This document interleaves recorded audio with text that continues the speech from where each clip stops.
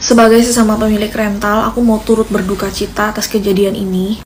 Sedikit sharing, aku juga pernah mengalami kejadian yang sama. Jadi waktu itu kendaraan aku itu dirental sama satu orang, dan ternyata orang ini maling ya. Dia ini nyuri kendaraan aku, terus dia jual ke orang dengan harga yang murah. BPKB, STNK semuanya aku yang pegang, jadi kendaraan ini dijual ilegal. Dan kalian mau tahu siapa yang beli kendaraan aku yang dicuri ini? Udah 2 kali kejadian. Yang pertama yang beli barang curian ini oknum polisi yang sudah pensiun. Yang kedua oknum TNI. Mereka yang seharusnya menegakkan hukum, yang seharusnya mereka nangkepin nih maling-maling, malah mereka beli nih barang curian ini. Ya sebenarnya agak nyesek juga ya, karena kita ini beli kendaraan bukan dengan harga yang murah ya. Bagi orang-orang kecil kayak kita beli kendaraan ini mahal. Kita beli secara legal, surat-surat lengkap, kita bayar pajak. Tapi setelah kendaraan kita dicuri, malahan yang beli ya oknum penegak hukum gitu loh. Ya kita mau ngomong oknum, tapi ini udah terlalu banyak banget ya. Dan kalau kalian tanya kenapa aku nggak ngelapor, kalian tahu kan gimana ribetnya bikin laporan di polisi di negara Konoha ini. Kalian di kantor polisi itu bisa berjam-jam, belum lagi nanti kendaraan kita yang dicuri itu nanti jadi barang bukti dan ditahan berhari-hari, otomatis kendaraan kita nggak bisa operasional dong. Dan belum tentu juga laporan kita itu dikerjain gitu loh. Belum tentu juga orang yang nyuri ini beneran dicari, beneran ditangkep gitu. Jadi kalau kita ini korban kejahatan, kita mau ngadu ke siapa lagi? Ya nggak ada. Kecuali kamu, ada 2 hal ya. Kecuali kamu ini viral, atau yang kedua ini kamu punya uang yang banyak. Jadi ya bener, no viral, no justice, no money, no justice di negara Konoha ini. Dan aku udah bener-bener capek, udah bener jijik, ilfil banget sama penegakan hukum di negara Konoha ini. Dan aku cuman berharap pemimpin kita bisa tegas dan penegakan hukum di negara ini bisa membaik lah, karena udah parah banget sih. Ini udah yang bener jadi salah, yang salah jadi bener nih. Dan kalau misalnya video ini rame, aku bakal spill orang yang nyuri kendaraan aku, karena ini orang pindah-pindah kota. Jadi bisa buat awareness juga buat sesama pemilik rental, kalau misalnya kedapatan sama orang ini. Surat terbuka, pernyataan terbuka untuk Bapak Listio Sigit dan jajarannya ya, terutama untuk bapak-bapak polisi nih, terkait masalah kasus yang lagi viral baru-baru ini Pak ya, masalah bos rental mobil, terutama untuk Kapolsek Cinangka nih ya, AKP Asep Iwan ya, yang menolak mendampingi laporan dari bos rental ya, yang akhirnya beliau menjadi korban Pak. Ya. Jadi saya heran nih Pak sama jajaran Bapak nih ya. Kalau untuk hal-hal seperti itu, sepertinya birokrasinya yang diutamakan dulu gitu. Harus buat laporan dulu lah. Pak, kalau seperti itu udah keburu kabur pelakunya. Apa besok-besok kalau nanti saya minta tolong nih Pak ya, apa perlu saya bawa surat RT, RW ya, kelurahan, kecamatan, saya suruh harus bawa kartu keluarga, SKCK, STNK, apalagi tuh akte kelahiran ya, terus bawa buku nikah mak gue juga, atau apapun itu ya, baru bisa ditindaklanjuti gitu ya Pak ya. Nah satu lagi nih Pak nih ya, kalau untuk masalah pendampingan atau pengawalan untuk mobil-mobil mewah sama untuk motor moge, kayaknya cepet banget deh Pak. Apa karena ada ininya ya Pak ya? Ini nih paham dong ya. Apa karena itu ya Pak? Aduh Pak, tolong diperbaikin dong ya Pak ya. Kasihan nih rakyat kecil. Saya dulu pernah laporan juga Pak, motor saya hilang, motornya tetap nggak ketemu ya kan, tapi ujung-ujungnya capek juga Pak, bolak-balik ya, habis-habisin waktu doang, kagak digubris. Salam waras Pak. Lagi-lagi nih, masyarakat dibikin penasaran sama rasa kepercayaan terhadap polisi Republik Indonesia. Kejadian yang baru fresh banget 2 hari lalu. Sini aku bisikin, let's go. Jadi ada bos rental yang mobilnya dipinjem, Rek. Terus nggak dibalik-balikin.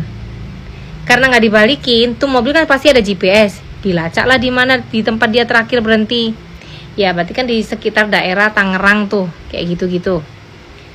And then, nih bos rental tahu kalau yang nyewa ini punya door. Punya. Kan dia takut kalau ngejar-ngejar, tapi kalau ditembok gimana? Ya kan? Nyawa kan taruhannya. Ya otomatis kan secara kita orang sipil, rakyat, lapornya ke siapa? Ya ke bapak polisi. Yang sama-sama memiliki senjata gitu kan. Tapi ternyata takdir berkata lain ya. Ketika korban melapor kejadian itu ya, lagi ngejar-ngejar nih ya, lagi urgent ini, sudah tahu ini kejadian ini lagi live, istilahnya tuh sedang berlangsung. Dia ke Polsek Cinangka, dia lapor, "Pak, ini saya lagi ngejar persewaan mobilku, orangnya ini bawa door." Ya kurang lebih ceritanya kayak gitu. Tapi ternyata guys tidak bisa didampingi karena beranggapan itu leasing, dan polsek itu menyangkal kalau misalnya si korban ini tidak membawa dokumen lengkap seperti kepemilikan mobil kayak BPKB dan lain sebagainya. Jadi dia tidak bisa. Padahal si korban ini sudah membawa surat lengkap BPKB sampai kunci serep. Dan dia bilang ini saya bukan leasing tapi rental. Memang itu mobil milik saya. Terus ditelepon lah atasannya tuh sama yang jaga di pos itu. Tetap nggak bisa. Nggak tahu kenapa alasannya, pokoknya nggak bisa. Akhirnya malah disuruh, ini dari pengakuan anaknya, disuruh ngejar sendiri. Kan tuh jaraknya beberapa kilometer aja tuh dari polsek tuh. Ya wes lah, dia putus asa nih korban, akhirnya dia ngejar sendiri. Kayak misalnya orang tuh sudah, ya wes lah. Oh. Finally, mungkin kejadian itu tabrak-tabrakan atau pepet-pepetan gimana, ya kan? Mungkin sudah mepet, sudah tertangkap tuh mobil. Akhirnya korban keluar dari mobil dan di sanalah dia ditembok 5 kali tembakan, akhirnya meninggoy di tempat. Semoga diterima di sisi yang Maha Kuasa. Dan klarifikasi dari Polsek Cinangka, Pak AKP itu bilang kalau misalnya itu bukan menolak, tapi tidak sesuai peraturan karena dokumen yang dibawa tidak lengkap dan tidak ada. Jadi pengakuan yang berbeda ini antara korban, anak korban, keluarga korban dengan polsek tersebut. Tuh, anak bos rental, BPKB, SNK, kunci serep dan sempat menawarkan uang pendampingan juga, tapi tetap ditolak. Ini bapak polisi yang dibawa itu yang klarifikasi kalau itu tidak benar. Jadi katanya itu tetap korban itu tidak membawa dokumen-dokumen gitu loh. Jadi teman-teman bisa komen gimana tentang kasus ini ya. Sampai ada orang Twitter yang bilang kayak gini nih. Ini kayak sarkas gitu ya. Nih, sebaiknya Polri segera merilis press list resmi jika masyarakat ingin melapor atau meminta jasa polisi agar masyarakat tidak berharap atau menunggu kecewa di belakang. Misal, super premium service 400 juta, cepat tanggap 80, agak tanggap 40, normal 20, biasa gratis. Wajib melampirkan 9 lembar fotokopi KTP, KK, ijazah, STS, KCK, BPKB. Sampai disindir kayak gitu, gengs. Aku sendiri orang awam tuh sampai gak bisa berkata apa-apa.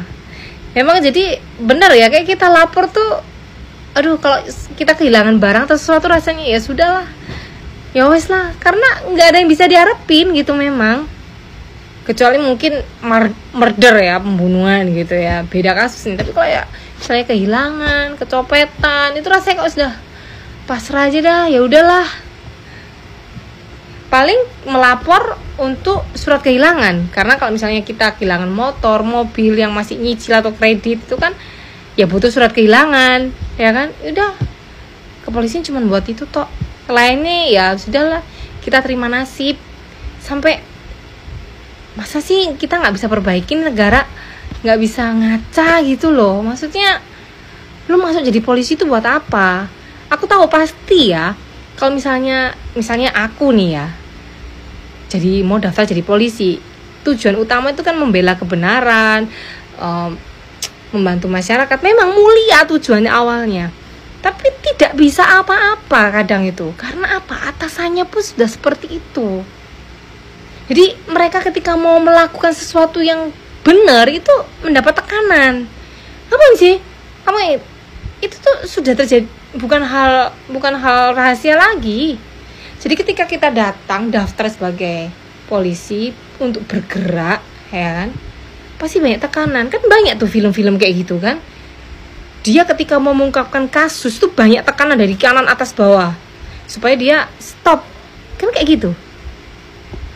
Jadi ya nggak tahu ya gimana ya. Sampai aduh, ya sudahlah. Semoga keluarga ini ditinggalkan tetap kuat dan mendapatkan keadilan. Dan sekarang kan kasusnya ini 3 polisi ini lagi diperiksa propam, dan kita nggak tahu kelanjutannya gimana. Sama kayak kasusnya DWP kemarin yang aku cerita itu, kan nggak tahu nih kasusnya kayak mana sekarang. Ya kan, sudah ketangkepkah yang real 8 orang ini bener nggak terima uang itu dari konser tuh? Terus belum lagi sudah ketambahan ini. Tolonglah, please lah ya. Sudah saatnya Indonesia berbenah deh. Tapi teman-teman gimana tanggapannya?